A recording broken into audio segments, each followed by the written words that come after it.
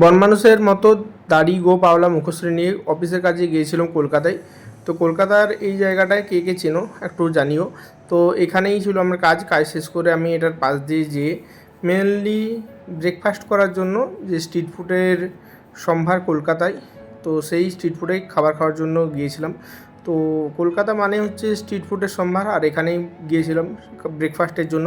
তো এখানে ছিল নানা রকম দোকান, ভ্যারাইটি রকমের খাবার পাওয়া যাচ্ছিলো। তো সেখানে আমরা দেখলাম যে প্রথমে ডিম টোস্ট, ব্রেড টোস্ট এইসব দোকান ছিল, ফলের জুসেরও ছিল একটা সাইডে দোকান। তারপর কিছুটা এগিয়ে যাওয়ার পরে দেখলাম এখানে কাকা অনেক রকম মিষ্টিও বিক্রি করছিল। তো সেটা ক্রস করে যেয়ে এখানে আমরা ব্রেকফাস্টের জন্য গেলাম। আর ব্রেকফাস্টে কী কী ছিল সেটাই তোমাদের সঙ্গে তুলে ধরলাম। চলো দেখতে থাকো পুরো ভিডিওটা।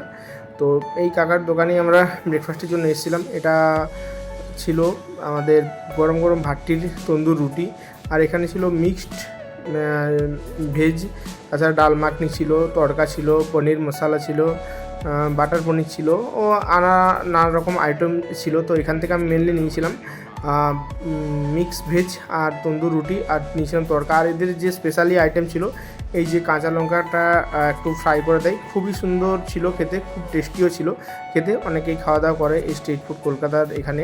তো যা হোক, খাওয়া দাওয়াটা খুবই সুন্দর ছিল, আর পুরো একদম নিজে তৈরি করে দেখতে পেলাম কীভাবে তৈরি করছে, সবই খুব সুন্দর লাগলো। তো খেয়ে দিয়ে আমরা একটু এগিয়ে যাচ্ছিলাম বাস ধরার উদ্দেশ্যে। তো সেখানে যেতে যেতে দেখা হলো যে টাউন হল। তো বাইরের দিক থেকে খুবই সুন্দর দেখতে লাগছিল আমাদের কলকাতার টাউন হল এটা। তারপরে একটু এগিয়ে যাওয়ার পর আমরা দেখলাম এখানেরই রাজভবন যেটা বলা হচ্ছে, সেখানে দেখলাম। তো খুব সুন্দর একটা দেখলাম, মেন গেটটা খুব সুন্দর ছিল। আর ভিতরে ঢুকতে পারিনি কারণ এখানে সিকিউরিটি অ্যালার্ট থাকে, হাইলি সিকিউরিটি। এটার পাশ দিয়ে গেলাম। তো পরের ভিডিওর জন্য সবাই অপেক্ষায় থাকবেন। অনেক অনেক ধন্যবাদ সবাইকে, সবাই ভালো থাকবেন। Tata, very much, thank you, thanks a lots.